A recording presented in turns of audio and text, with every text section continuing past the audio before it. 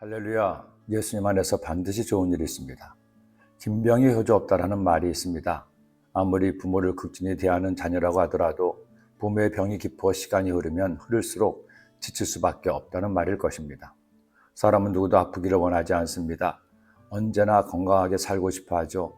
그러나 누구도 원치 않는 질병이 마치 덫처럼 찾아와 내 삶을 힘들게 합니다. 더구나 언제 아플지 아무도 알 수가 없다는 것입니다. 심지어 병을 치료한다는 의사 역시 병의 덫에서 자유로울 수 없습니다.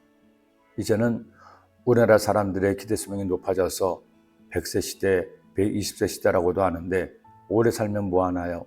건강하게 오래 살아야 하나님의 은혜가 아니겠습니까? 그러기에 내가 내 병을 알지 못하고 내 몸도 다 알지 못하지만 하나님께서 주신 몸이니 건강하도록 자신을 잘 지켜나가는 것이 중요합니다. 몸에 좋지 않은 것은 삼가고 몸에 좋은 음식을 가려 먹는 것도 중요합니다. 적당한 운동을 꾸준히 하는 것도 꼭 해야 할 일일 것입니다. 뭐니 해도 건강하게 살려면 스트레스를 받지 말아야 합니다. 염려, 걱정, 불안, 두려움은 그 어떤 세균보다도 몸에 나쁜 것이니 내 염려와 걱정을 주님께 다 맡기고 언제나 기쁨과 감사로 사시기를 기도합니다. 그런데 여기 정말 오랫동안 병으로 고통당하던 사람이 있습니다. 베데스다 연못가에 있던 병자였습니다.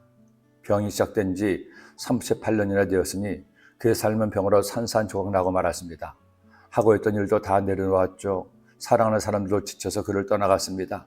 이제는 누구 하나 의지할 사람이 없어 홀로 외롭게 살아가던 그였습니다. 그런 그가 예루살렘에 있는 베데스다 연못에 있었던 이유는 오직 하나, 그의 병이 낫기를 원했기 때문입니다. 예로부터 내려온 전설에 따르면 천사가 연못에 오면 연못의 물이 움직이는데 그때 연못에 들어가는 사람은 낫는다고 했기 때문입니다. 물론 전설이었죠.